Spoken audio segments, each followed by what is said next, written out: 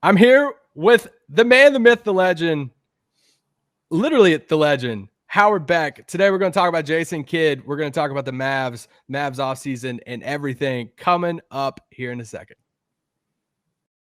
Doncic, and this is Locked On Mavericks podcast. The Dallas Mavericks are NBA champions. Bang! Bang! It's good! And the Mavericks have won the game! If you don't believe, you shouldn't be here.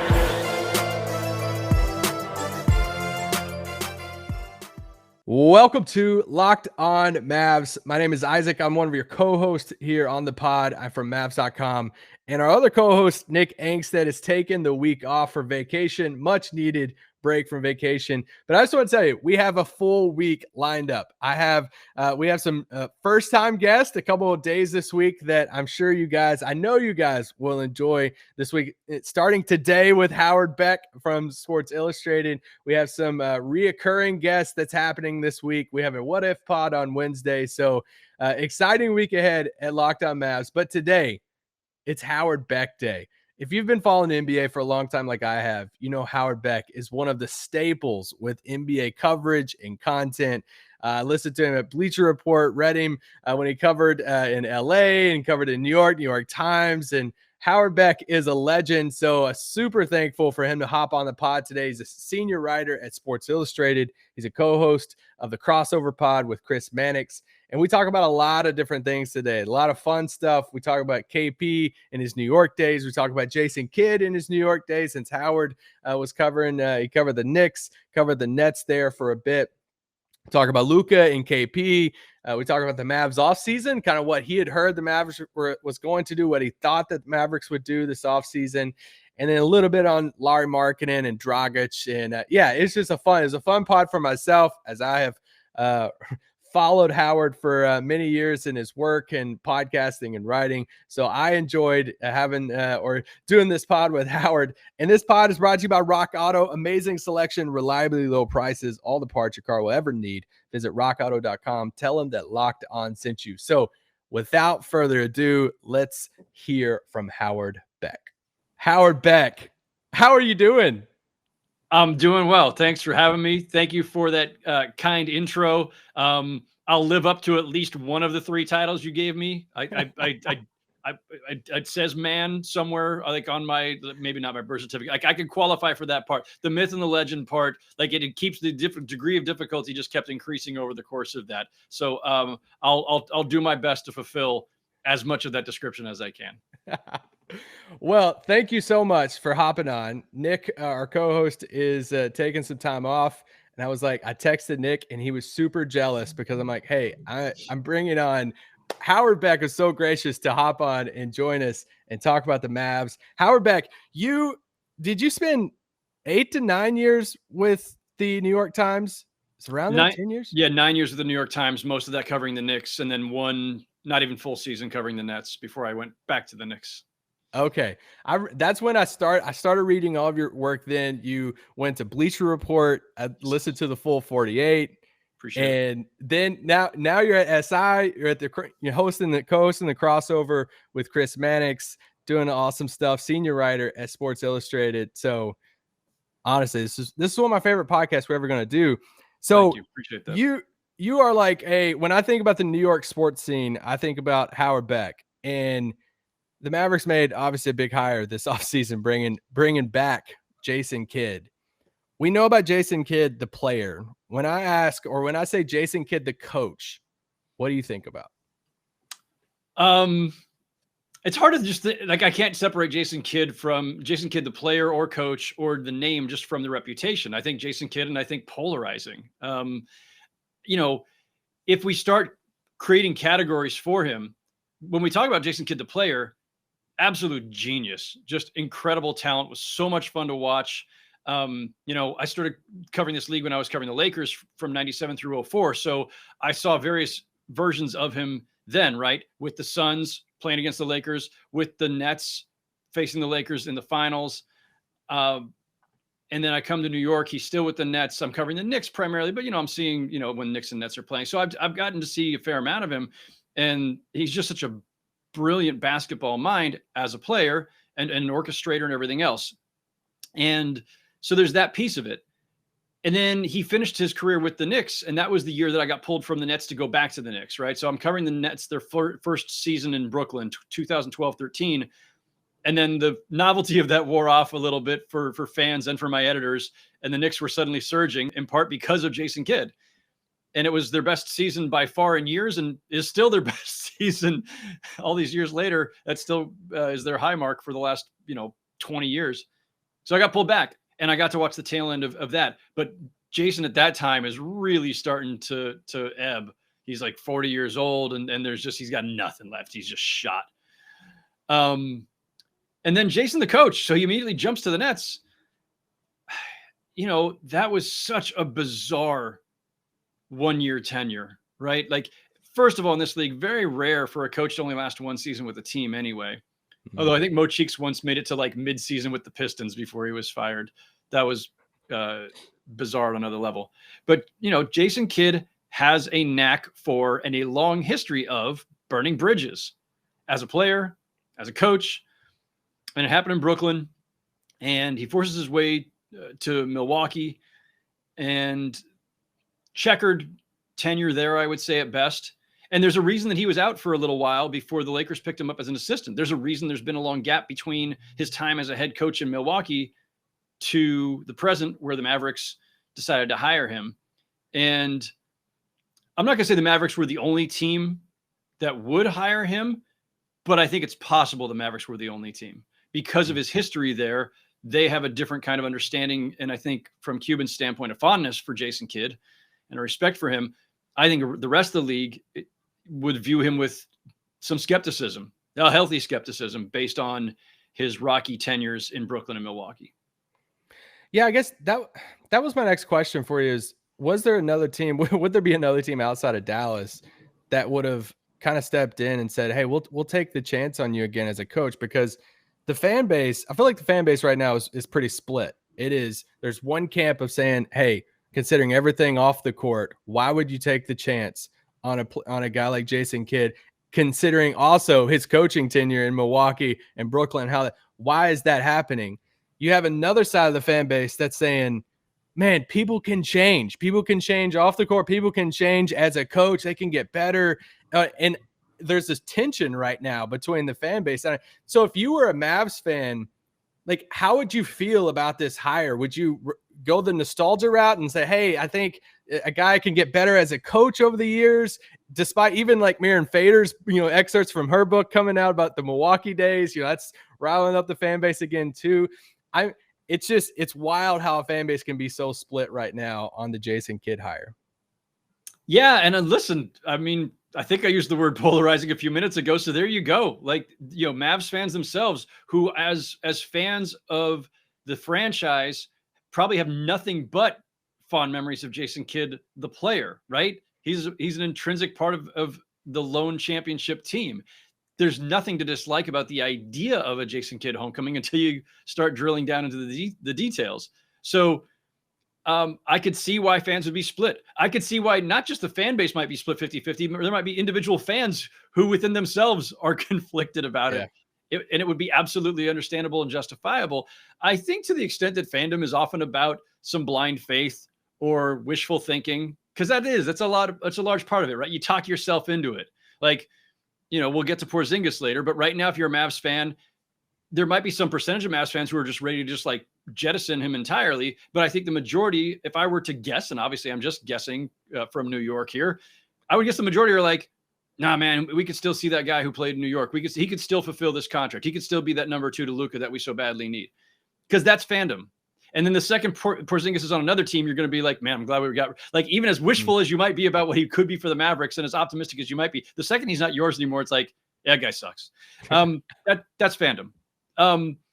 With Kidd, I think, I would probably fall into the wishful thinking group that, look, he had his moments. And if you want to find the positives in his Milwaukee tenure or his Brooklyn tenure, even, you can find them.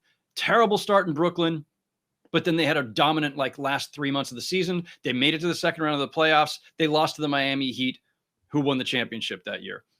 In Milwaukee, he inherits a young team, a franchise that had been utterly irrelevant.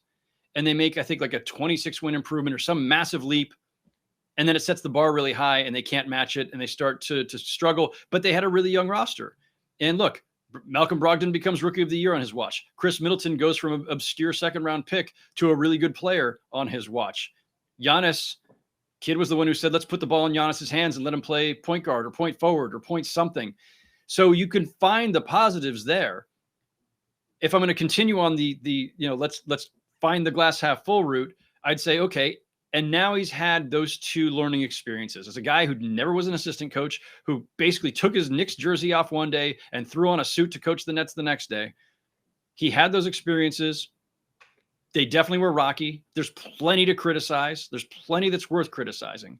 But he's also now had a couple of years away from the bench. He's had a couple of years as an assistant coach on a championship team in LA, and to learn along with, Frank Vogel and Lionel Hollins and that whole staff. He arrives in Dallas in 2021, presumably a more qualified head coaching candidate.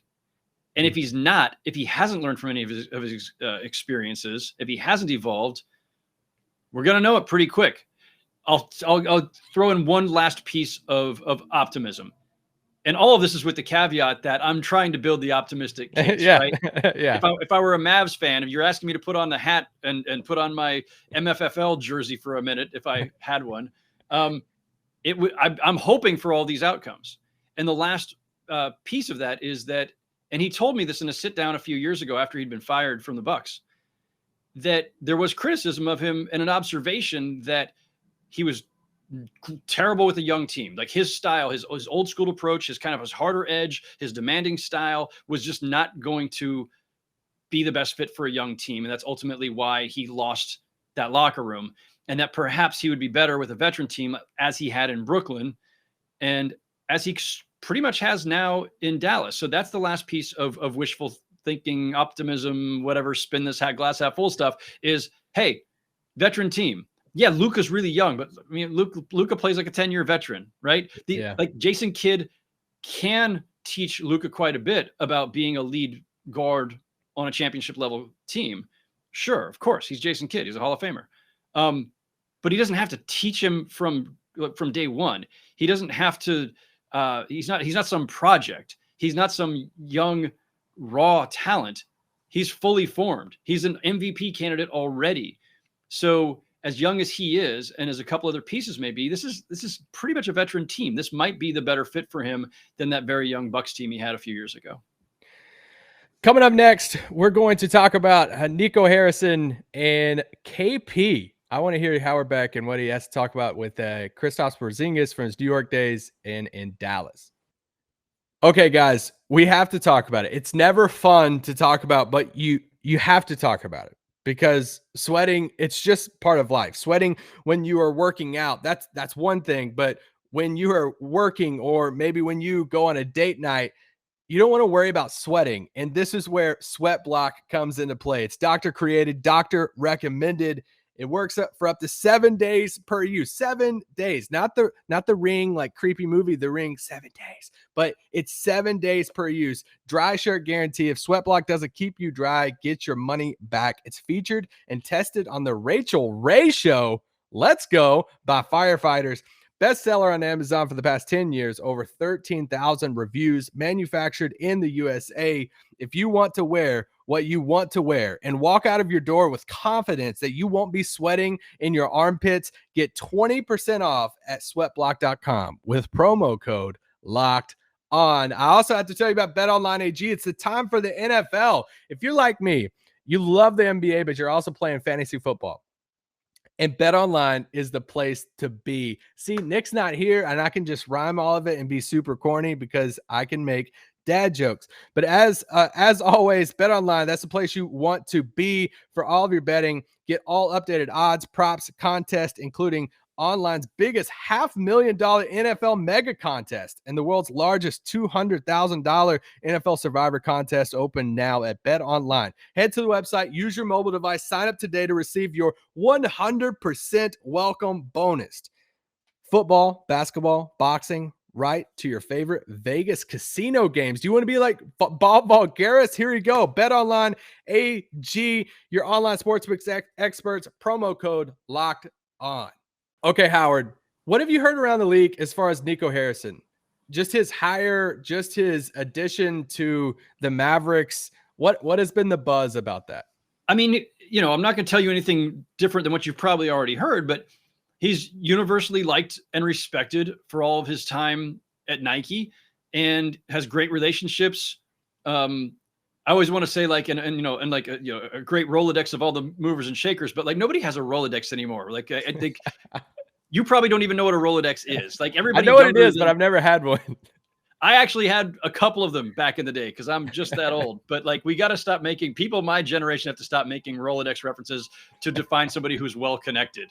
Like, I don't know what the equivalent of a full iPhone contact list is. There's no. We need another word. Is my point. Yeah. He's well connected, and that can matter. But I think there's a lot of wait and see. Like, yeah, really sharp, knows the game. Well connected, well liked, but he's never run a team before, and that's not the same as being a marketing guy for a shoe company. And I don't want to diminish his accomplishments there by any stretch, and saying it that way, but it's a different job. And we have this question every time somebody makes an unconventional hire in the front office. Leon Rose making the jump from agent to Knicks team president. Bob Myers and Neil O'Shea made those jumps, but like, they had an apprenticeship. Bob Myers was in the Warriors front office for a year or maybe a little more before he became head of basketball ops. Neil O'Shea was under Mike Dunleavy with the Clippers before he assumed the top job there. And so there's a learning curve, and it can be steep, and it's a tough job, and it's a really complex job, and it's much more complex than it was even 5-10 years ago, certainly than 20 years ago. So, just knowing talent and recognizing talent isn't enough. Recognizing the kind of talent that will help sell shoes versus the kind of talent that helps win games isn't enough. And when you already have a superstar, when you already have one of the best players in the league, in Luka Doncic, you could think that, well, the hard part is over. It's actually the reverse. Like, yes, it's really, really hard to get those guys because there aren't that many of them given. But the hard part is once you've got supreme talent, finding the right pieces around them, because you can have a great 1-2 punch and lose. You can even have a big three and lose, or just not make it to the championship, or not make it to the second round or third, whatever it may be. You've got Luka. You've got a head start. Finding a second star, if it's not Kristaps, finding a third star, if you can get one, finding the right role players. And we just saw in this offseason how difficult that is, right? Like, yeah, they're pretty much the same roster. Like, there are a couple minor changes, but you glance at the depth chart and it looks pretty familiar. It's hard. And so that's where your ability to understand how talent fits together comes into play. Not just recognizing talent, the right talent. Everybody, there's 450 players. They all got a level of talent. Finding the right talent, finding the right fit, the right coach. All of that matters. Salary cap stuff, sports science, your medical staff, everything. All of that is the domain of the team president or GM. And so it's a complicated job. So you can respect and like Nico Harrison and still say, but jury is out. And I think that's the fair way to view it right now, is that he's an inexperienced GM who's going to be learning on the job while having to manage, let's face it, some fairly high expectations because of who their star is. Super high expectations year one for Nico Harrison and Jason Kidd. So for Porzingis, you covered the Knicks, like you referenced at the beginning of the pod, and we're a few years out from him tearing his ACL against that. They're playing the Bucks in the Garden, I think. Right. And tears his ACL, everything that's happened since then of coming to Dallas, the max contract. And now what we joke on this podcast that, hey, take a drink every time you hear the Mavericks say, hey, it's the first healthy offseason he's going to have. And it, because everyone is saying that right now, but it is the truth. It is. And if they do get a fully healthy KP, I just want to ask you've seen him play up close so many times. Could you give a reminder of just how good Kristaps Porzingis was before that ACL tear? Yeah, I mean, caveat here is that, my Knicks beat writing days ended in 2013, which feels like a long time ago now, when I left the times to go to Bleacher Report. I became a national writer, and so I wasn't at every Knicks game, was not covering them on a daily basis. So I didn't have like that same level of exposure, but I went to a fair number of games. And I would just say this, there's a reason that, and I think it was his rookie year, that Kevin Durant, then of the Oklahoma City Thunder, I believe, referred to Porzingis as a unicorn. There's a reason, like we throw around that unicorn label a lot now, but he was the first one that got that, and Durant dubbed him that because here was this guy who was 7'3", could shoot the three, could put the ball on the deck, could block shots, just had this amazing skill set for a big. And we're starting to get spoiled because of Embiid and Giannis and Jokic and all these 7-footers who are all like very different in their makeup, but all have these new age skill sets that we weren't used to seeing in big men. Porzingis is not at the level of those guys right now. When he first arrived, I think everybody believed that he had the potential to have that, and maybe he still does. Injuries have been part of it, the ACL, and then, it was a meniscus a year ago. Yeah. And so, and this is his first, full off season being healthy. You're right. It matters. It can be a cliche and still matter. Yeah. It's relevant. It is relevant. And besides that, as you and Mavs fans know, when he's been at his best, like that's been pretty devastating as a 1-2 punch. He's been pretty damn good when he's been healthy in stretches. Can he stay healthy? Can he sustain it? I will say one of my first personal observations about him and seeing him at the Garden when he was a rookie was, man, like he's like he looks 7'3". He's like this wiry kind of like, I hate to compare it. Well, I won't make the comparison. He just looked gawky at times is what I'll say. His gait seemed a little gawky. He didn't have that, like, there's a big difference between being a virtual 7-footer, Giannis, who's 6'10", 6'11", versus being a true 7-footer and actually over that, which is Porzingis at 7'3", in the way you move. Like Giannis is fluid, right? Even Embiid, sometimes when he puts the ball on the deck, even with all that bulk, Embiid looks more fluid. Porzingis doesn't look that fluid, even when he was healthy. He just moves a little strange. And so I always thought, I would worry, there's a long history in this league, of course, of 7-footers with foot problems and lower extremity issues. And remember, Phil Jackson at one point was, if not actively trying to trade Porzingis, there's disputed versions of that, but he was at least listening. And there was some concern, I think, within the Garden that injuries might come into play because of his size and the way he moved. And when you're a 7'3" guy playing on the perimeter, and so you're going to put the ball on the deck sometimes, and you're going to have to, you're going to take guys off the dribble. And he had that ability, but is a 7'3" person built, really constructed to move that way? Is that too much strain on your joints? And lo and behold, we've seen the injuries come into play. Maybe Phil Jackson was right to have those concerns back in the day. Again, all that said, some guys get hurt earlier in their career, and we start writing them off, and we say, well, that's it. But then you go for another 5-10 years injury free. It can happen. And ACLs aren't as devastating today as they once were.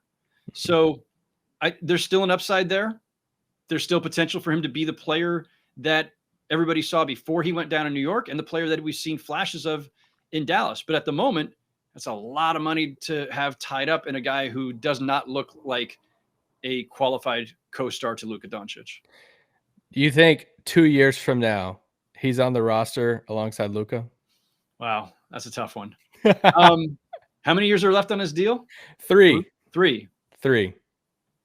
Yeah, I mean, 2 years is when if he doesn't stay healthy and or if he doesn't evolve and get back to a certain level, 2 years from now is when the deal starts to look more palatable for a trade. But of course, as we've already seen, look, Chris Paul was supposed to be untradeable and got traded for Russell Westbrook, who was supposed to be untradeable, who got traded for John Wall, who was supposed to be untradeable, and now Westbrook has also been traded again. I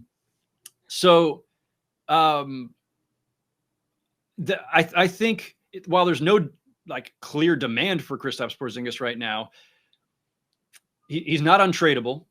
I don't know if at minimum you want him to be a neutral asset. You don't want to have to. You don't want to have to package picks or something to get off the contract. So I think he's there at least another season because you need that time for him to show who he is. either his value to you as the Mavericks or his value to the marketplace as you try to find a different player.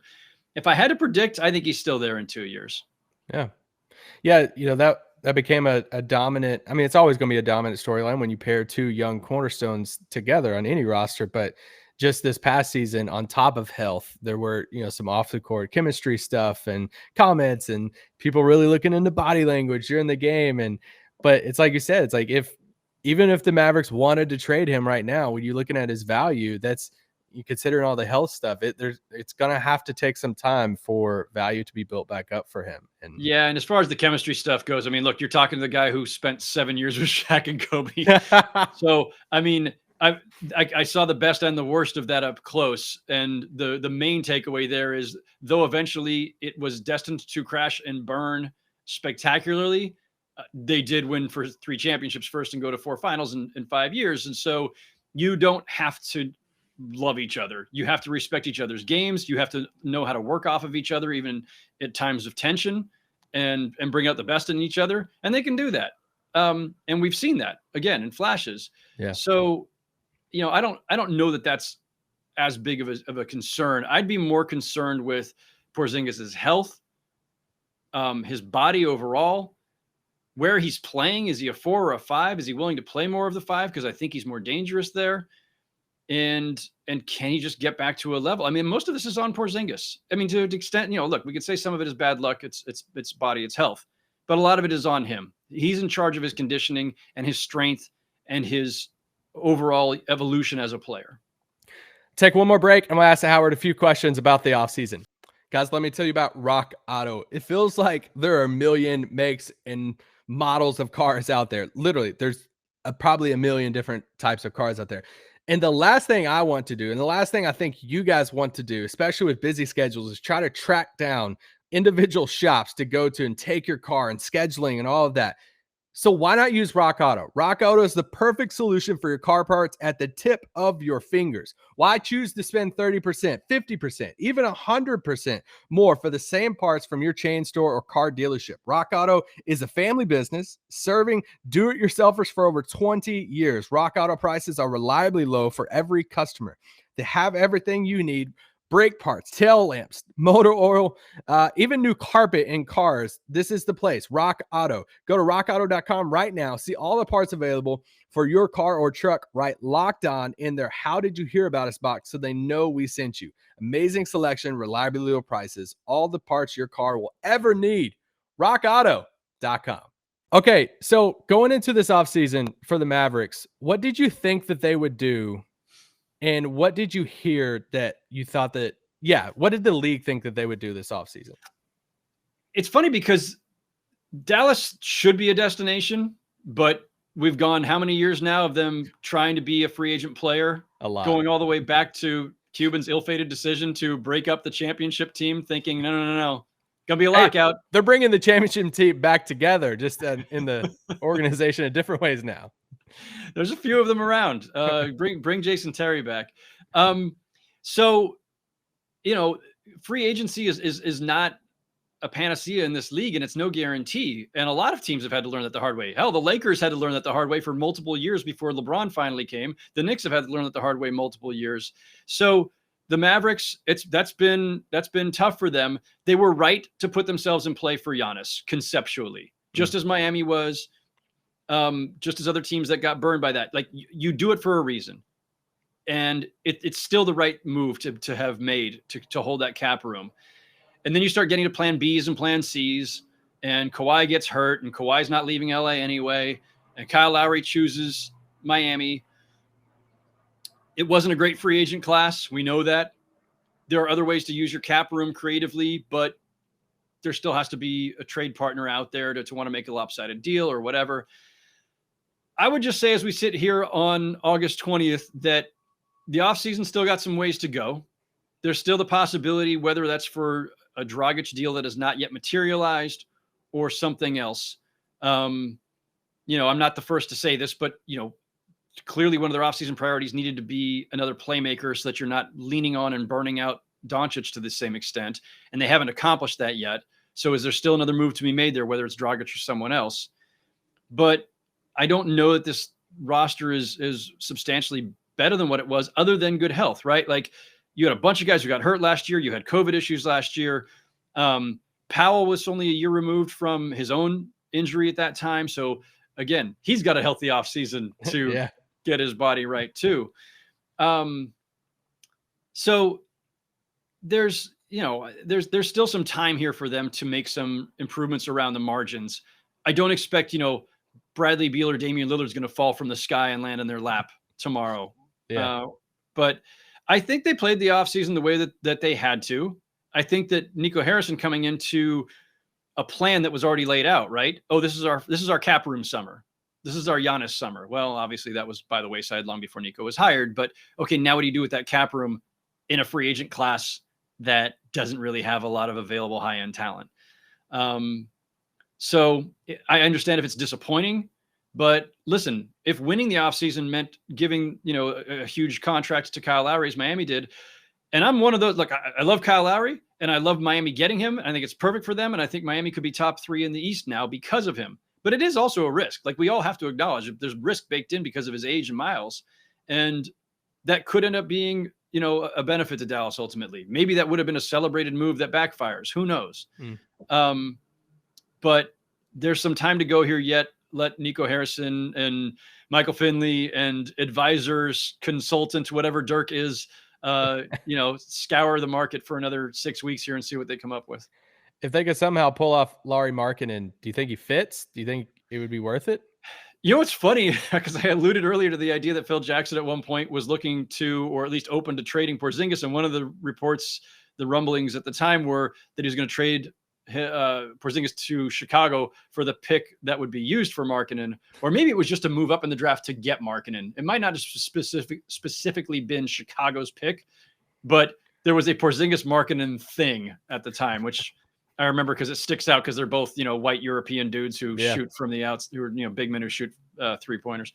I think it'd be a weird fit. Defensively, I don't think you want them out there together. Neither of them is going to guard inside much, although Porzingis at his best is a great shot blocker. He's not the guy that you want, banging on Joel Embiid, all of 2 times a year, or on Jokic maybe 4 times a year. Yeah. So I think that would be a weird fit. That would, if they make that move, that feels more like let's get him because we can, and because our team isn't complete, and because what the hell, it's always great to have another big man who can shoot out there and who has more to his skill set than just that, obviously.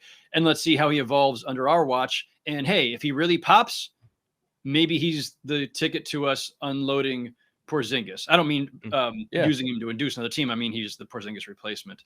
So maybe it's one of those. It's just an opportunistic move to see, who the long-term piece ends up being. Last question for you.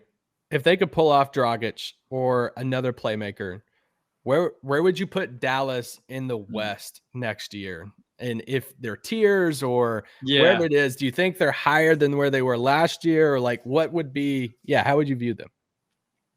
I don't know that they're going to crack the top 4. Like that's a lot to ask. And granted, things are a little fluid there. So let's go through it.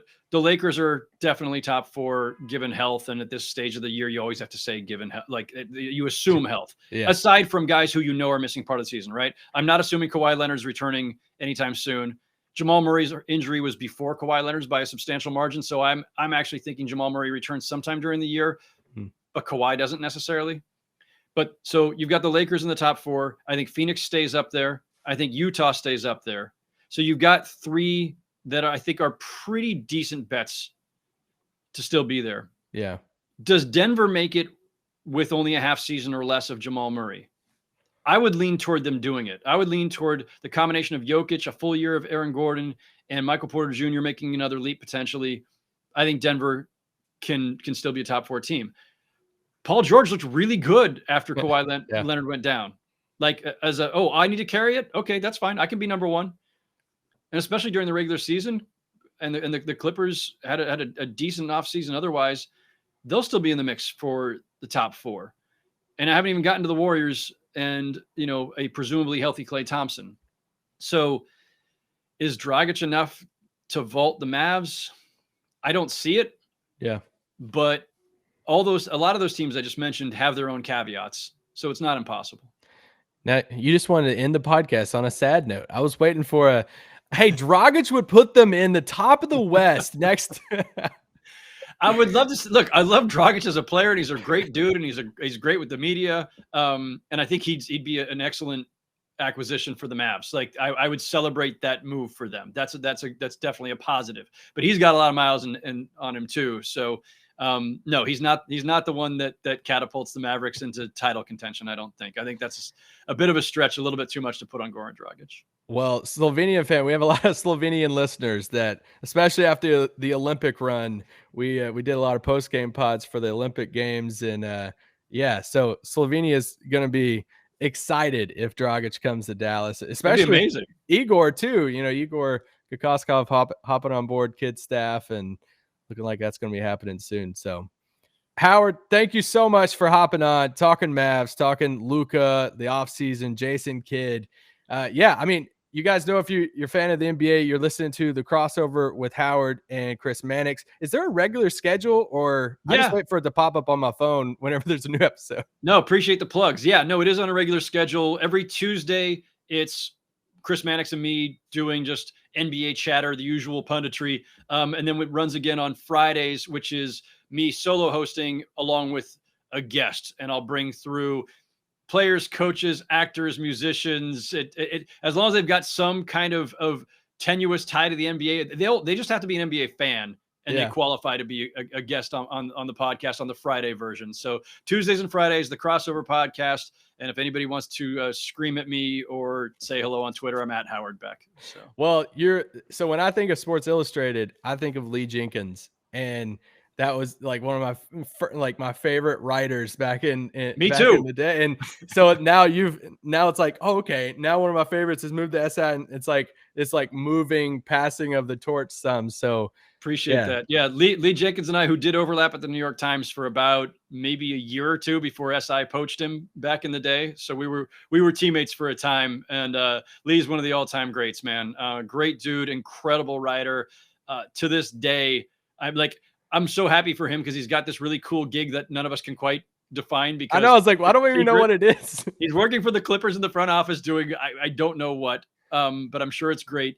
But man, like I selfishly, I miss reading him and seeing his stuff. So I would, I'm rooting for him always, but I hope someday we see Lee Jenkins's byline in print again. Yes. All right, Howard, thank you. Appreciate it. Thank you.